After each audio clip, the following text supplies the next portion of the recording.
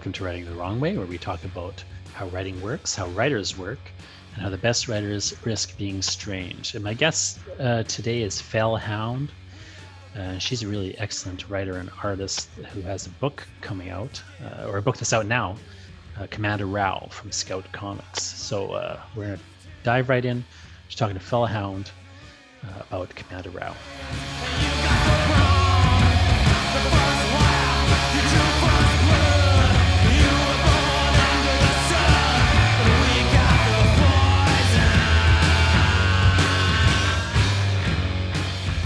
Here with Fell Hound. And Fell, are you named? Did you name yourself after the Hell Hades enemy? No, I'm not familiar with that. No, there's a demon dog called the Fell Hound in I know in the Hell Hades game, and I'm not sure where else it might be from, but I'm curious to know more about the name Fell Hound, if you don't mind. So Fell Hound actually is from a video game, but it's not from that one. It's the wrong one. Which one? There's a very old RPG called Planescape Torment. Sure. And there was like an extremely side character named Fell, and I don't remember what race of character they were, but the whole thing was that this race of character, they're supposed to fly, so they're always floating. But this person named Fell, they chose not to float, and they're always on the ground using their feet, and that's why they're called Fell. And I don't know why. I thought that was just neat. So I was like, oh, I guess that's a cool name. And then I was sorry. I was say I know it from a different game where it's a variation of a hellhound. So it's a very different background there. I think a hellhound is a lot cooler, but the hound part actually was totally unrelated. I was working on a biology project at the time. It was on like animal exercise, and I was doing a research project on hounds and dogs and how they move. And then I just kind of smashed the two together because I thought it sounded cool. Yeah, well, not only does it sound cool, but I've got to say your book, Commander Rao, if you look at the cover of it, it has probably the best credits of any book. Hound squids. So great. Yeah. Squids, of course, being letter squids, your letter on this book. But you yourself are the writer and the artist, correct? Yes. Could you talk a bit about how you... So when we're talking here, it's a little bit before the book is coming out, but this podcast will publish when the book is out, and people can buy it, from Scout Comics. You can buy from their comic store, order it however they like. Again, this Commander Rao. Can you talk a bit about how you kind of devised this story and this comic, and then sort of your path to landing it with Scout Comics? Yeah. So originally, I decided to make like a Commander Rao because, to be honest, I just wanted to practice drawing fight scenes. I haven't really drawn that many comics before this one. Officially, this is probably my second comic. And before that, my last work, Do You Believe in an Afterlife? It was kind of like a low-key half comic, half prose kind of work that was very experimental. And I was just kind of looking at my portfolio and was like, okay, what's missing? And I was like, well, I haven't really drawn fight scenes before. So to me, Commander Rao was based upon just wanting to practice drawing movements and action and stuff like that. And then, initially to be honest, I was planning to release this comic for free. Like I was talking to my friend about it, and I was like, oh, it's just a practice comic. I think I'll just put it out there for free, and then hopefully you'll get attention and have some editors come look at it. And then my friend sat me down and was like, no, put it on Kickstarter, get some money for it. And I was like, oh, okay. I mean, I do like money. So I decided to self-publish it on Kickstarter, and it ended up doing like a lot better than I thought it would. I think my last work, Do You Believe in an Afterlife, at that point had sold maybe like 50 copies. So to get like 300 something backers on Commander Rao just like overshot my expectations. And from what people told me, they really liked it. They were really invested in the comic and they wanted more. So I was like, all right, I think that's kind of what gave me the extra confidence to try to pitch this book. And I had known some people who've worked with Scout before. I know some of the folks who like had books at Scout, and they all said like fairly good things about it. And I don't know. I just thought, okay, I guess I'll just, shoot my shots, pitch it to Scout, see what happens. And then I think a week later, I sent in the pitch. I got an email back being like, so is this still available? And I was like, yes. So there's a bunch of things that are interesting in that path to me. So I just want to kind of dive into a few specific ones. So one is simply, so just to kind of jump in the middle of it a little bit, when you did the book on Kickstarter. So one of the things that you as you said, you did the book did quite well. It doubled or tripled its original ask. And I'm curious to know why you think that happened. What do you think resonated in the book with people? That's a great question. From what people have told me, before I did release the book on Kickstarter, I was sharing kind of snippets of the character design and some of the pages. And I think that's what kind of gained some traction. I had a lot of people telling me that they thought the character looked really cool. And I think I just had some really good friends who, they were invested in my work and invested in the character I was making, and they really helped to push the book, especially at launch. I also got some, I guess, comments on the cover. People said the cover looked really cool and they wanted to check it out. So I guess that was kind of another point on how it got people's attention. But I think it was mostly to do with just the friends I had, who were very, very good and very helpful. I had a lot of friends teaching me how to use Kickstarter and like how to promote one, and just people being really nice and helping me push the book. And just to sort of pick into two things there, could you talk more about the character design for Commander Rao, like sort of how you developed that character design?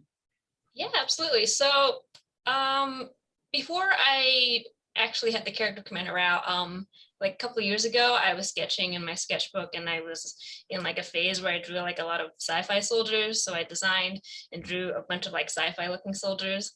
And at that time, I was also really into an anime called Rose of Versailles. It's a pretty old anime, but there's this character called Lady Oscar who is super awesome. They're like this badass sword lady, and I was really in love with just the character designs in that book, kind of like the old-fashioned, like 17th century kind of look. And I was just kind of looking at that kind of art style and the soldiers I was sketching, and I thought it'd be kind of cool to kind of blend the two designs together to have something sci-fi and futuristic, but still kind of old-fashioned looking, like an old-fashioned general. And at that time, I was also really into Lady Maria from Bloodborne. Like, I looked at her character design, and I was like just reading up on Bloodborne lore, and I thought she was so cool. I think her character design is so well done, and like just everything about her the way she was presented.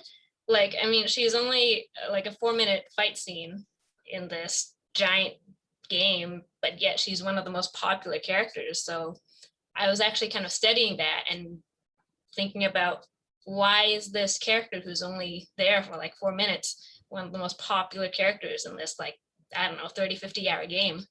And I think it had a lot to do with A, her character design, B, her presentation, like just the way that, her fight scenes were handled, the way she kind of spoke, and just general execution and atmosphere of the character. And I think that's kind of what inspired Commander Rao. I wanted Commander Rao to have that very similar, intriguing aura as Lady Maria from Bloodborne. So I wanted her to have like a very cool character design. I wanted her to look a little bit mysterious, and I just wanted her to just, when the moment she comes on, she feels like this iconic character that's already kind of lived in this world.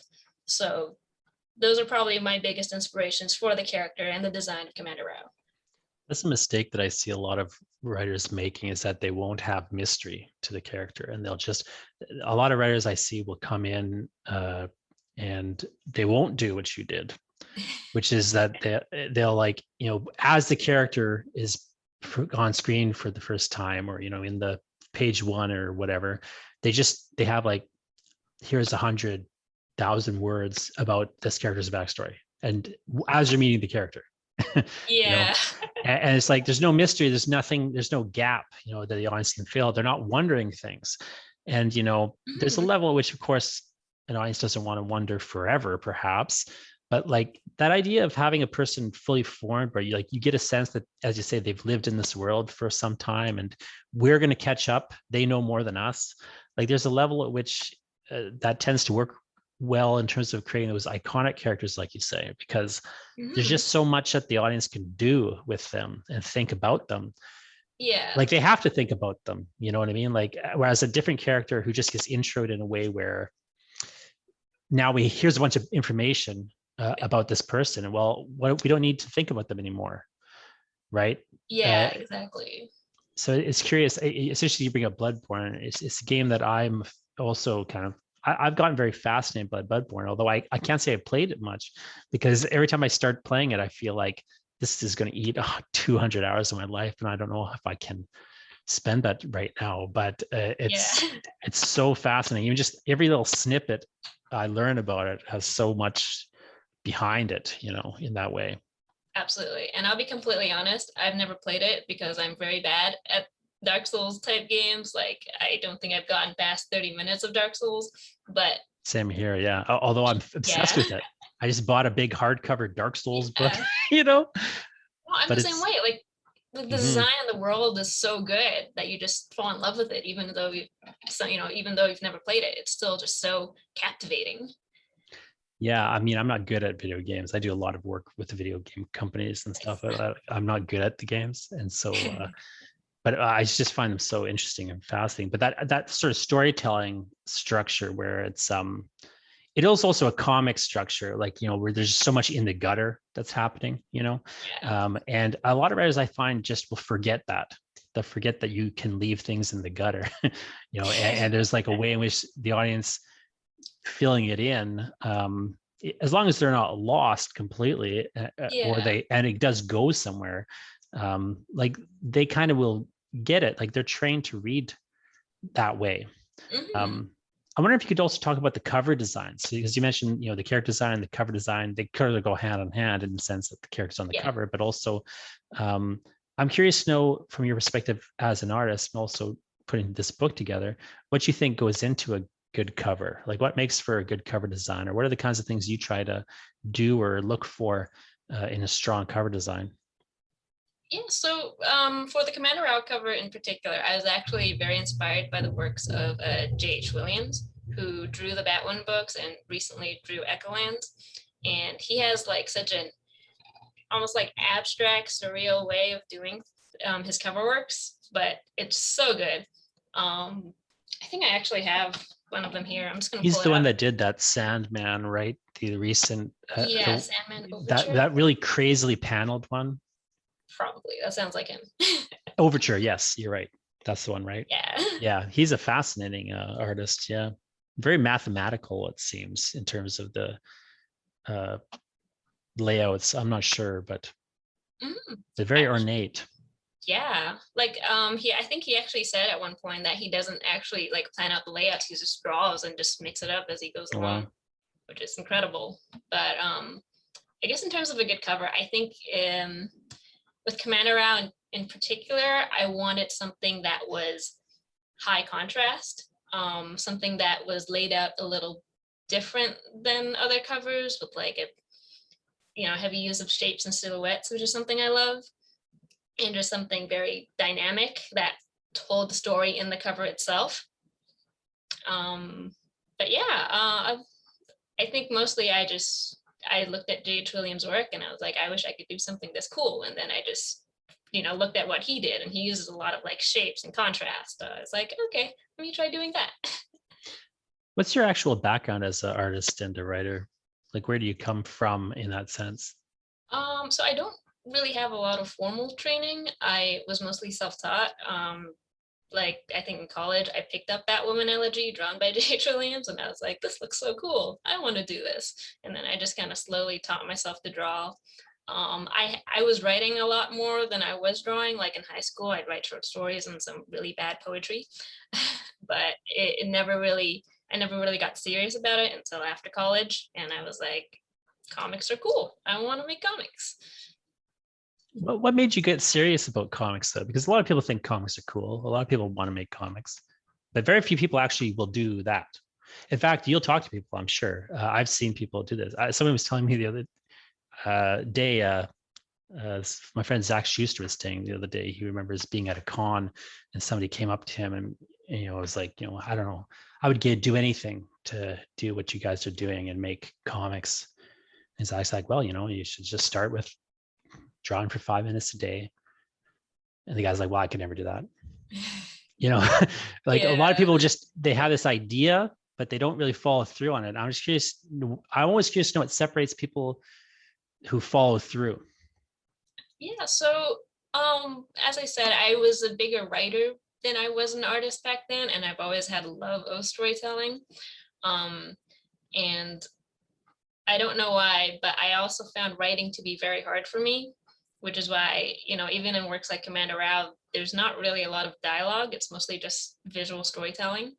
But yeah, I don't know why, but when I was in college, I somehow thought that if I had pictures to help tell the story along with the words, then it would make writing a lot easier. And so that was really how I started drawing.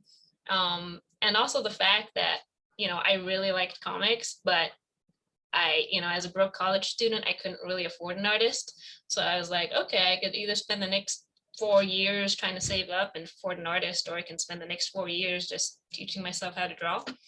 And I just decided to teach myself how to draw. No, it's always interesting, like how people come at it. And I'm curious to know as well. Well, you mentioned visual storytelling. A lot of this story is told through the visuals.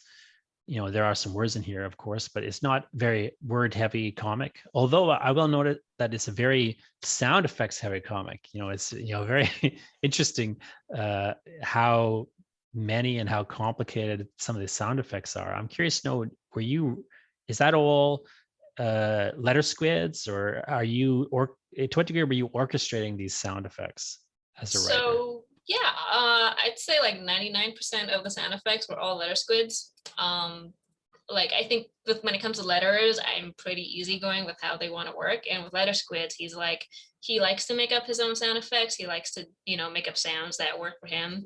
And letter squids, he's a very dynamic and bold letterer, which is something that I do love. So I just kind of, when I gave him the script, I had like actually not that much SFX in it. And he just kind of did his own thing. And I was like, great.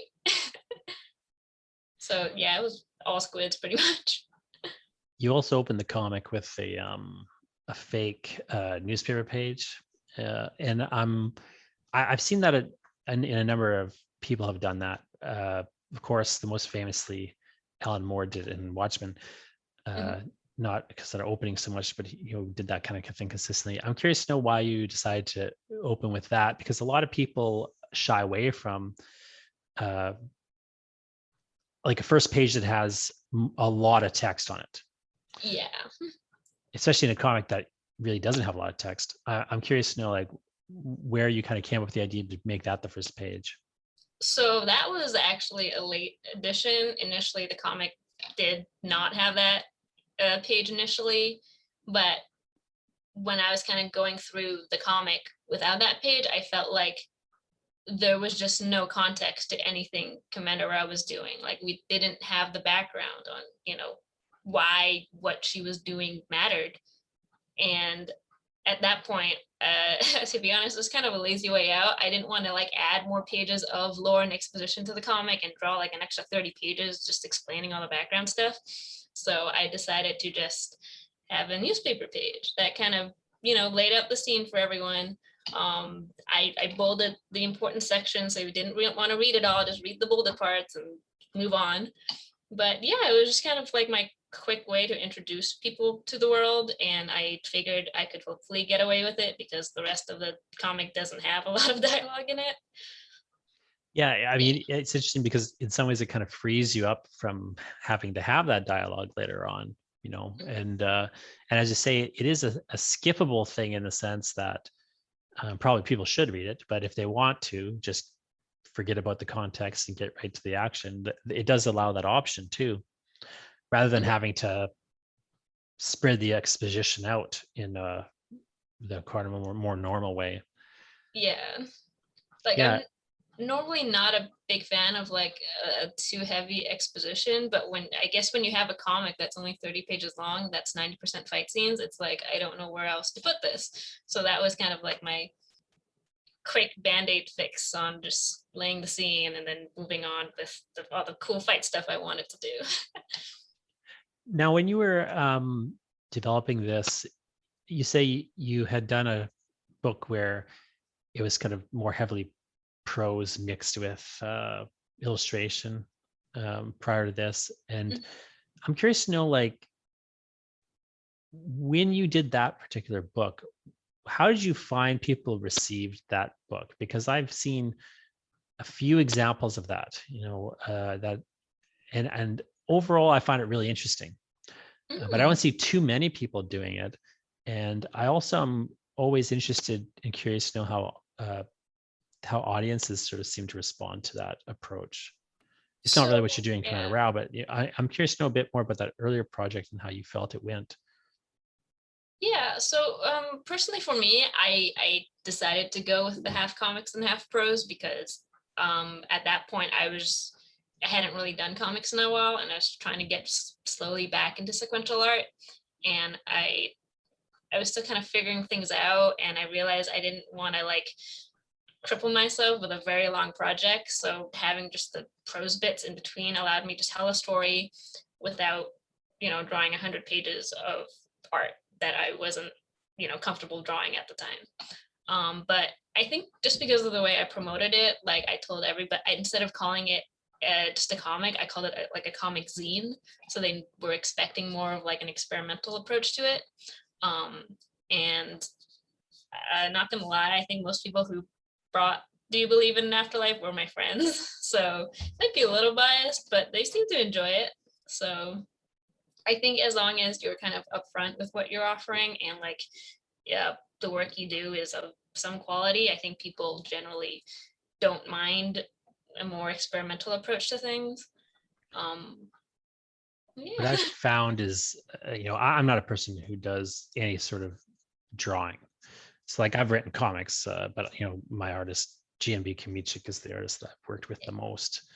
We've got a book coming out of heavy metal called The Eye Collector, and it's like this kind of weird surreal horror comic. But what I've noticed,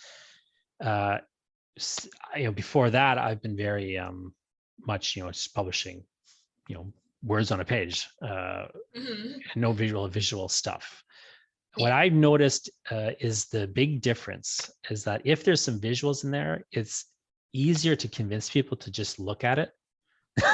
Yeah. Do you know what I mean? Like I grew very jealous of my comics friends and my artist friends. And one reason I kind of started to move into comics was, honestly, I just was like, it's so much harder to get people to read these words when there's no pictures around. Like, because if they like the pictures, then they'll start looking. They can look at the pictures, and within 1 second, they know if they like it. Yeah. And they know if they want more. And I would see Gregory at conventions, and people would walk past his table, and either they'd just walk past or they'd stop. And because they just see the image and they want to see more or they don't. And I was very jealous of that ability that artists have, because I was like, all these words on the page, they look exactly the same until you start to pay attention and read them. And it just is so much upfront investment to ask of a reader in a weird sort of way. Like, to even decide if they like you, they've got to spend like half an hour. Yeah, it's like, as I said, I was a writer before I was drawing, and I definitely feel those pains. It was very hard to get anybody to read a short story or even a script if I didn't have like some kind of art to it. Or they say like, yeah, I'll totally read it, and then 3 months later you check in and it was like, so any progress? And they're like, oh, we forgot. But, yeah, there's the curse of it on the other side. It's so much harder to make art, honestly. Like it takes so much more time. You take maybe a page might take you, I don't know, 8 hours to draw versus 10 minutes to write.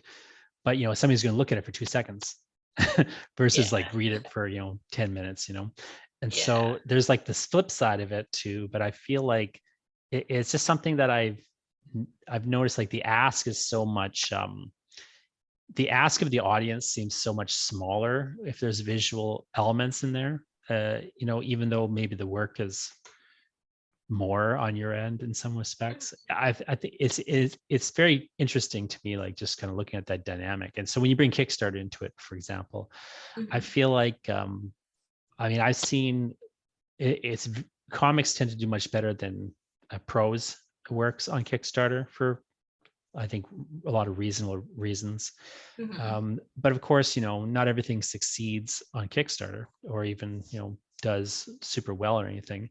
Yeah. So I'm curious to know, like, I think a lot of people and a lot of students I talk to, especially, will have that impulse that you say you first had, which is, well, I'll just give things away for free. And I feel like that actually was a winning strategy at one point in history, and now it's not. Because I feel like we've been so inundated now with things for free. What I've noticed is that people don't want them. They'd rather pay you money, because at least that, and if they pay you money, they actually are more invested. They actually might read it, as opposed to just click, download. Now it's mine, but it doesn't occupy any headspace. I found that with teaching, even when I used to give a lot of free advice to people, and then I noticed that when I charged them for the advice, they would actually take it. It's in a weird sort of way, like it was better for them if I charged them money. Could you talk a bit more about getting over that hurdle of like, oh, I should ask for money for this thing? Because I feel like it's a psychic hurdle a lot of people have. I've seen it in, punk shows. They don't want to ask for money. Artists aren't comfortable quoting a rate. Writers who, always undercut one another with quoting rates. Like, I just noticed a lot of hesitancy, and I understand the hesitancy. And I'm curious to know, like, for yourself, like, how did you kind of get over that, that kind of mental obstacle of like, oh no, I should ask for money for this? Yeah, I guess imposter syndrome was kind of a big part of it, because as I said, Commander Rao was only kind of officially my second comic, and I was just going to give it away for free because I felt like nobody knew who I was and nobody knew my work, and that it would be really hard to get like an audience to pay for my stuff if they didn't know who I was. And I thought maybe if I gave it out for free, it would just be like, attention, a way to build an audience. But the way Kickstarter works is that I think there is a very active comics community on Kickstarter who are open to checking out new works from new writers. And just talking with my friend, he was, he's had some books on Kickstarter before, and he was like all for it. He says, you're not really gaining a whole lot by just giving things out for free. Like, why would you do that when you can at least get some money and build an audience at the same time, rather than just build an audience that you don't even know if they're going to show up or not? So I think that was kind of just talking with him, just kind of changed my view on things. And I was like, I think putting it on Kickstarter, which is a platform that a lot of people in the comics community use and that they check out on a regular basis, that might actually help me build an even bigger audience than just giving it out for free. And I think in some ways it did work to that advantage, because there were a lot of people who backed the book who I had no idea who they were. And I think that just slowly helps you build an audience on Kickstarter, so that if you wanted to kickstart something in the future, you can just, try to rein that audience back in. But yeah. I think the other thing that people often overlook is that even if you have a smaller audience than you would, say, giving a thing away for free, it is an audience of people who are willing to support you, as opposed to just people who are there and want something. Like, there's a bit more of a back and forth to that audience, and not that, it's bad to give things out for free or anything, but even like, I feel like that kind of Kickstarter audience, or that kind of audience you develop where you're kind of have a back and forth with the audience. It's like, they're paying to support you, you're working hard to make something for them, or, or like, that's an audience that maybe down the line, it makes more sense to give to something free to them.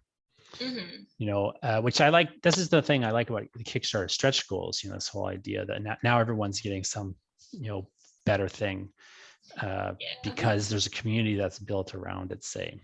I'm not averse to giving things out for free in any way, but I do find like it's just a different audience, and Yeah. whatever audience you want, I guess, is the question. What audience are you after? I think Mhm. sometimes people don't think about that audience. So I'm curious to know, just to kind of skip ahead to something here. Now moving with Scout Comics, Yeah. so there's a different publishing path, a different sort of way of connecting to an audience, putting somebody else now in between you and the audience to a certain degree. Like, you already had like Kickstarter there, and now like Scout is there as well. I'm curious to know, like, what if you could talk more about why why you wanted to find a publisher like Scout, and two, what was there any sort of hurdle that you had to overcome, or any issue that they had with the fact that you'd already published the comic yourself? Yeah, so the thing with Scout is that they're very open to picking up Kickstarter comics. A lot of comics on their slate were previously kickstarted, like White Ash by Charlie Mm. Stickney. He's one of the co-publishers at Scout, but he still uses Kickstarter all the time. Same with their other co-publisher, David Byrne. I think his book Stake was also put on Kickstarter and then just released through Scout. So the reason why I went to them first and foremost was because I knew they would be comfortable putting out a book that was already out on Kickstarter. And they are very open to the idea that Kickstarter and the direct market are ultimately two different audiences. But for me, going from the Kickstarter route to Scout with publishing, I think it was just a way to get more of an audience, and B, I think there are some advantages to having a publisher that I don't have myself. Like, I don't have a list of like 400 shops that I could send the book to, and even if I did, like, I don't know how to send out books to 400 shops all by myself. So having just like distribution and a network, I think, are pretty good things. I am learning a lot of stuff about the direct market. I think generally things are a lot slower, obviously, than if you were doing everything yourself on a small scale. But at the end of the day, I think it's pros and cons. I think it's important to find a publisher who aren't, after all of your rights. Like, you still Mm-hmm. want to have some ownership of your work. And that's another reason why I went with Scout, because I know they don't take IP ownership. And from what I've heard about Scout, they're pretty easygoing with your work. Like, they don't demand too many changes to it. They're just kind of, if they like your stuff, then they'll just put it out. And for me as a creator, I enjoy that freedom, and I was really grateful for it. But yeah, I think ultimately it's just a good way to learn a new path on how to get an audience, a new way to learn how to promote your books, and just testing the waters, seeing which one I would maybe prefer in the future, if I prefer to keep self-publishing it or if I prefer working in the direct market, stuff like that. And how are you doing Commander Rao with them? Are you doing is it now the first issue of a series? Like, how are you actually moving forward with that character in that book? Yeah, so right now it's just the one shot that I've pitched that they've agreed to publish. I am working on some other books within the Raoverse that aren't necessarily about the Commander character, and I think I've just been slowly trying to figure out what I want to do with the character. The thing is that when I released Commander Rao, as I said, I mostly made it to practice fight scenes, and I did not anticipate it actually doing as well as it did. And when people started asking, like, if I was going to have more Commander Rao, I was like, yeah, sure. But the thing about me is that I take a very long time to build a story. And so, I want to make sure if I do have more Commander Rao books, I do it right and don't just like push something out because people wanted it. So yeah, between working on some other stories in the Raoverse that focus on some other characters, I'm figuring out what to do with the Commander character next and making sure I don't screw that up. But yeah, but right now it's just the one shot that's being released, and hopefully we'll see how well it does. And if it does well, hopefully we can have more Rao books in the future. And how do you find working on a book like this versus working like as the writer and artist How do you approach it differently than when you are, just working as an artist for somebody?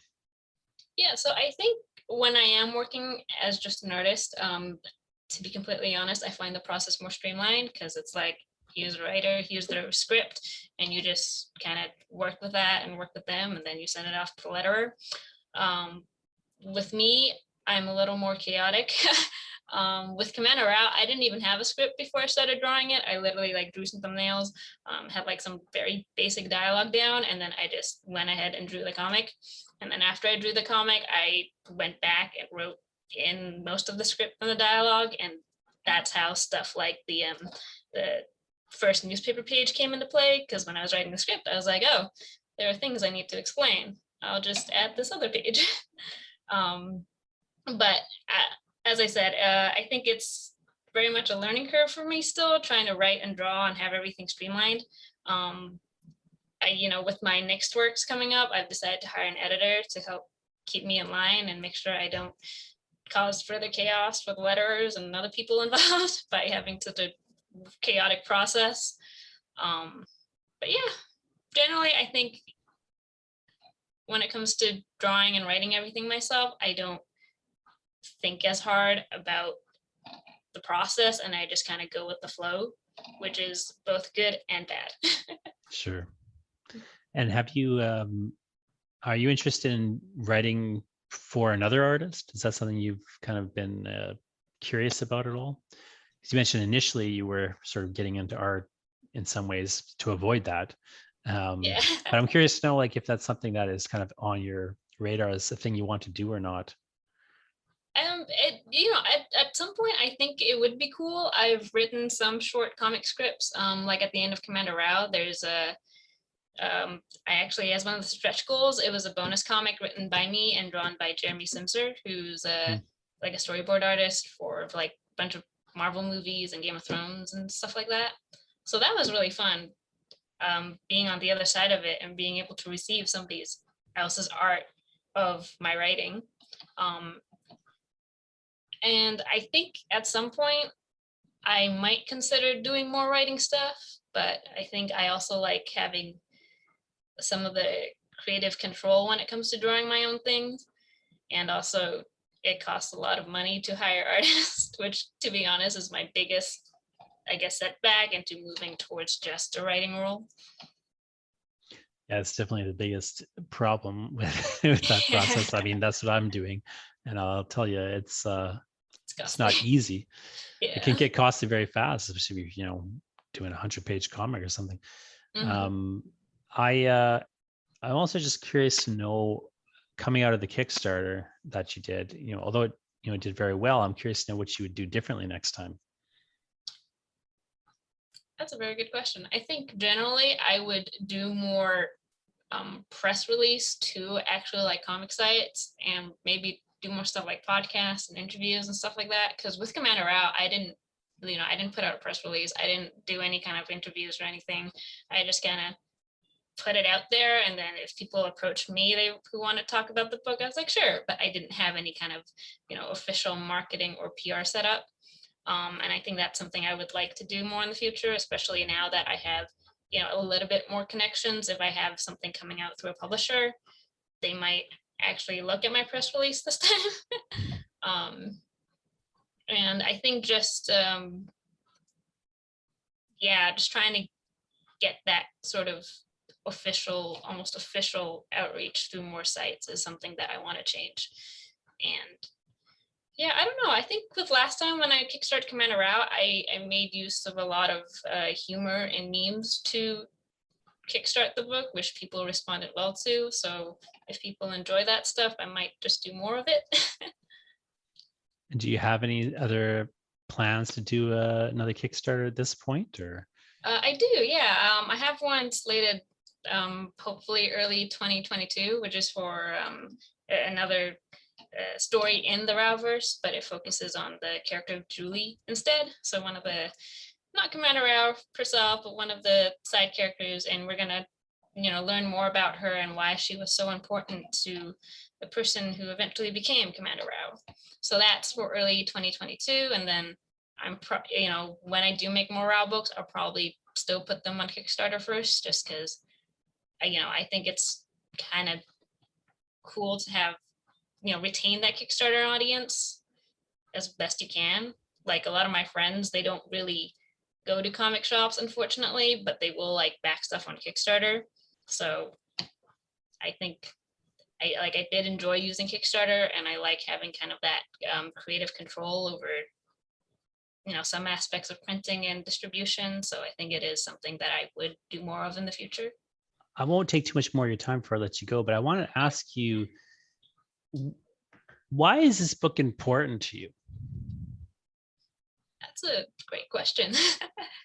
Well, I think ultimately, I think I was just very endeared by the amount of support it got, like as something that I just created.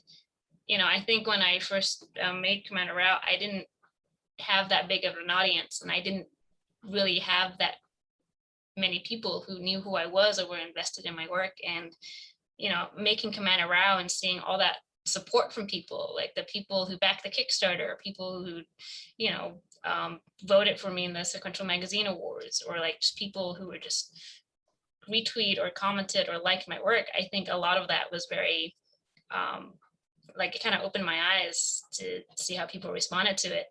And I think it was the first kind of book that made me feel like I was a part of the community, and that tore away at some of my imposter syndrome, and was like a very reassuring notion that I could become a comics artist, I could become a comics writer.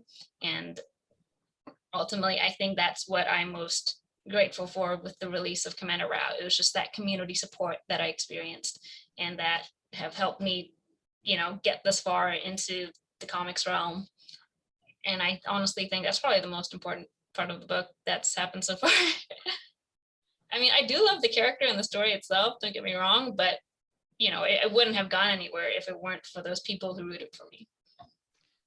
And if people want to kind of join that community a bit and get connected with you online, like where's the best place for them to kind of find your work, or just find out more about you, or just, get in your face a little bit?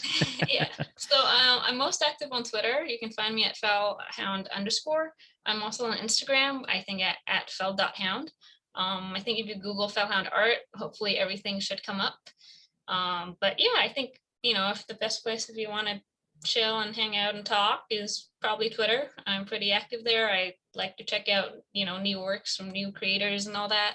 So yeah, Twitter and Instagram. I also have a Gumroad for some of my self-published stuff. So if you want to check out stuff like Do You Believe in an Afterlife, I believe that's gumroad.com/fellhound.